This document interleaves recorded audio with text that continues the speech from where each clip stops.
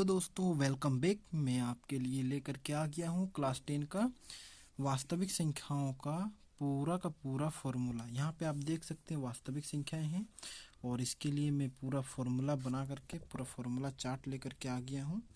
जितने भी फॉर्मूलाएं हैं इसमें से सारे लिख दिए हैं। और जिसको भी कोई सा भी फॉर्मूला समझ में ना आए तो कमेंट कर दीजिएगा कि इसमें कौन सा फॉर्मूला समझ में नहीं आ रहा है, तो उसके लिए मैं डिटेल से एक वीडियो बना लूँगा। लेकिन अगर आपको रिवीजन करना है क्लास 10 का 2025 के लिए या फिर तो आने वाले एग्जाम्स के लिए, तो यहाँ पे देख सकते हैं एक नंबर में फॉर्मूला क्या है, भाज्य बराबर भाजक गुना भागफल या भागफल गुना भाजक जोड़ शेषफल होता है। यहाँ पर देखो भाजक क्या है, भागफल क्या है, सॉरी भाज्य क्या है, भागफल क्या है, भाजक क्या है और शेषफल क्या है यहाँ पे दिखाया गया है। यहाँ पर हम लिख दिए हैं, एक भाग बना करके भी दिखा दिए। ये ला भाजक होता है, ये ला भाज्य होता है, ये भागफल और ये ला शेषफल होता है। उसके बाद आ जाता है यूक्लिड विभाजन प्रमेय का, ए बराबर बी क्यूब प्लस आर। यहाँ पर ये वाला फॉर्मूला यूक्लिड विभाजन प्रमेय के द्वारा हम लोग HCF निकाल सकते हैं। इसमें आर के बारे में इसमें कुछ डिस्कशन दिया हुआ है कि आर क्या होना चाहिए, बी से हमेशा छोटा होना चाहिए और 0 से बड़ा हो सकता है या फिर तो 0 के बराबर हो सकता है। नेगेटिव में मान नहीं आ सकता आर का। तो यहाँ पर ये ला इसका मतलब क्या हो गया कि आर जो हम लोग निकालेंगे शेषफल, ये जो 2 निकला हमारा शेषफल जो 2 निकला, ये हमेशा भाजक से छोटा ही होगा। ये क्यों होता है, क्या होता है, ये सब जानने के लिए आप कमेंट कीजिएगा, तो उसके लिए डिटेल्स वीडियो बना कर लेंगे। 3 नंबर में एक नंबर आ गया कि धनात्मक पूर्णांक को हमेशा किस में लिख सकते हैं, मॉड ऑफ क्यू के रूप में। यहाँ पे लिखा हुआ है मॉड ऑफ क्यू, यानी कि मॉड का मतलब होता है इसमें कोई सा भी नंबर हम लोग रख दें, कोई सा भी नंबर यहाँ पे रख दें तो हमें जो नंबर मिलेगा, जैसे ही मॉड को हम लोग खोलेंगे तो ये पॉजिटिव में हमको नंबर मिलेगा, धनात्मक में प्लस में नंबर मिलेगा। माइनस वाला संख्या भी रखेंगे तो मॉड हटेगा तो फिर वो प्लस बन जाएगा। और ऋणात्मक पूर्णांक को हम लोग किस प्रकार लिख सकते हैं, minus of mod of Q के रूप में। और क्यू कोई सा भी नंबर ले लो, 1 2 -3 -4 5 6 8 -10, कुछ भी नंबर ले लो, ये सब हो जाएंगे। 3 नंबर में है धनात्मक संपूर्णांक, यानी कि धनात्मक संपूर्णांक कौन कौन से हो जाते हैं, बराबर मॉड ऑफ 2q के रूप में होते हैं। धनात्मक संपूर्णांक किस रूप में होते हैं, मॉड ऑफ 2q के रूप में होते हैं। क्यू यहाँ पर 1 2 3 4 कुछ भी नंबर लो, वो धनात्मक में आ जाएगा, मॉड जैसे ही खुलेगा। और इसका मतलब हो गया ये सम पूर्णांक है, 2q जो की है सम पूर्णांक है। ऋणात्मक संख्या ऋणात्मक संपूर्णांक यानी कि minus of mod of 2q है। सम संख्या 2q के रूप में है। देखिएगा थोड़ा सा हम मिडिल क्लास से हैं और ये वीडियो अगर थोड़ा ज़्यादा लंबा हो जाएगा तो फिर इसको डालने में मुझे दिक्कत आने लगेगा, क्योंकि मेरे पास इंटरनेट की सुविधा नहीं है। तो इसीलिए मैं इस वीडियो को ज़्यादा लंबा नहीं बनाना चाहता हूँ। अगर आपको इसको समझना है, कोई सा भी फॉर्मूला को समझना है, उसके लिए आप कमेंट करेंगे तो मैं उसके लिए एक डिटेल्स वीडियो बना लूँगा, वो भी 2 मिनट का, ज़्यादा नहीं। तो इसीलिए शांति से देखिए और कमेंट कीजिए। ये सम संख्या के लिए 2q है, यहाँ पर q बराबर है 0 1 2 3 4 कुछ भी मान रख दो, सम संख्या ही देगा। विषम संख्या के लिए 2q + 1 है, q का मान कोई भी रखो विषम संख्या ही मिलेगा। और उसके बाद परिमेय संख्या आपको पता है, परिमेय संख्या को p/q के रूप में लिख सकते हैं, जहाँ पर q ≠ 0 होता है, ये तो आप सबको पता होगा। अभाज्य संख्या को किस रूप में लिख सकते हैं, 6n + 1 या फिर तो 6n - 1 के रूप में। 6n + 1 ये अगर हम लोग जीरो नहीं ले सकते, वैसे एक्चुअली ये प्राकृतिक संख्या होना चाहिए, n का मान प्राकृतिक यानी कि 1 2 3 4 कुछ भी मान रखेंगे तब जा करके वो हमारा अभाज्य संख्या मिलेगा।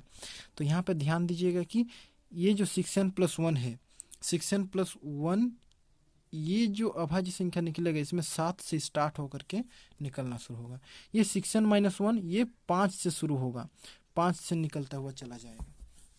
तो उसके बाद फिर आ जाता है x ≠ p/q। अगर x कोई भी संख्या है, x कोई भी संख्या है जिसको p/q के रूप में नहीं लिख सकते हैं, तो इसका मतलब x कौन सा संख्या है, अपरिमेय संख्या है। उसके बाद इधर आ जाते हैं 4 नंबर में, x बराबर p/q है, x बराबर p/q यानी कि परिमेय संख्या है। वैसे तो परिमेय संख्या है, इसका मतलब क्या हो जाता है, अगर हम लोग इसका दशमलव प्रसार निकालने चला जाए, जहाँ पर p एवं q सह अभाज्य संख्या होती है। अब सह अभाज्य संख्या अगर किसी को नहीं पता होगा तो कमेंट कीजिएगा क्या होगा क्या नहीं, हम बता देंगे उसके बाद। तो यहाँ पर जहाँ पर q बराबर 2 का घात n 5 का घात m है, क्यू का अगर हम लोग क्या करेंगे, अभाज्य गुणनखंड, क्या करेंगे, अभाज्य गुणनखंड कर दिए तो हमारा मान अगर 2 का घात n और 5 का घात m के रूप में हम इसको लिख सकते हैं, तब मतलब x का जो दशमलव प्रसार क्या होगा, शांत होगा। ये ध्यान रखिएगा। ये 5 है x बराबर p बाई क्यू के रूप में अगर इसको हम लोग लिख लें, जहाँ पर p एवं q सहभाज्य संख्याएं हैं, p एवं q सहभाज्य संख्याएं और q नॉट इक्वल 2 का घात n 5 का घात m है, तो x का दशमलव प्रसार क्या हो जाएगा, अशांत होगा। और यहाँ पे ध्यान रखना, ये हम बस अशांत बताए हैं। यहाँ पर अशांत के 2 प्रकार होते हैं, एक आवर्ती दूसरा अनावर्ती। इसमें से भी कोई एक हो सकता है, दो या फिर तो दोनों ही निकल सकते हैं। लेकिन अगर ऐसा रहेगा, ये नॉट इक्वल टू रहेगा, तो मतलब अशांत दशमलव प्रसार होगा। 6 नंबर में आ जाता है, 6 का 1 नंबर में अगर HCF ऑफ PQ, P और Q कोई भी दो नंबर हैं, दो धनात्मक पूर्णांक है, P और Q, P एवं Q धनात्मक पूर्णांक है, तो P एवं Q धनात्मक पूर्णांक है, तो HCF of PQ Guna LCM of PQ लेंगे तो बराबर हो जाएगा P गुना Q के। ये लो फॉर्मूला आपको पता है, फिर भी हम बता रहे हैं। तो यहाँ पर उसके बाद HCF जितना भी वास्तविक संख्याएं के चैप्टर से जो फॉर्मूला है सारा हम लिख दिए हैं। उसके बाद आ जाता है HCF और PQ बराबर ऐसे करके निकाल सकते हैं। ये LCM जो है उधर चला जाएगा तो भाग हो जाएगा, गुना में है उधर भाग हो जाएगा। उसी तरह से हम लोग LCM का फॉर्मूला भी निकाल सकते हैं। LCM ऑफ PQ बराबर क्या हो जाएगा, HCF गुना में उधर जाएगा तो भाग हो जाएगा, P गुना Q बटा में HCF ऑफ PQ हो जाएगा। 2 नंबर में दिया हुआ LCM of PQR Guna HCF of PQR, यानी कि PQR 3 अगर संख्या हो, है ना, 3 संख्या हो, 3 संख्याओं को हम लोग LCM और HCF निकाल दें तो ये बराबर नहीं होता। ये ध्यान रखना, PQR के बराबर ऐसे गुना के बराबर ये LCM और HCF को गुना कर देंगे, ये बराबर नहीं होगा P गुना Q गुना R के बराबर। जैसे हम लोग दो धनात्मक पूर्णांक है उसको ऐसे लिख दिए ना, तो इसको हम लोग ऐसे नहीं लिख सकते, ये ध्यान देना बस। उसके बाद हम आप लोगों को एक होमवर्क देते हैं। इससे भी दो फॉर्मूला है जिससे हम लोग LCM और HCF निकाल सकते हैं, तो वो ला तुम लोग का किताब में दिया है, वो ला हम नहीं लिखे क्योंकि ये ला परीक्षा के दृष्टिकोण से नहीं है, इसीलिए। तो उसके बाद आ जाता है कि हम आपको एक होमवर्क देते हैं। ये क्या होमवर्क है, ये देखिए, क्या -1 अभाज्य संख्या है, ये आपको बताना है कि -1 अभाज्य संख्या है या नहीं है। ये बस आपका होमवर्क है।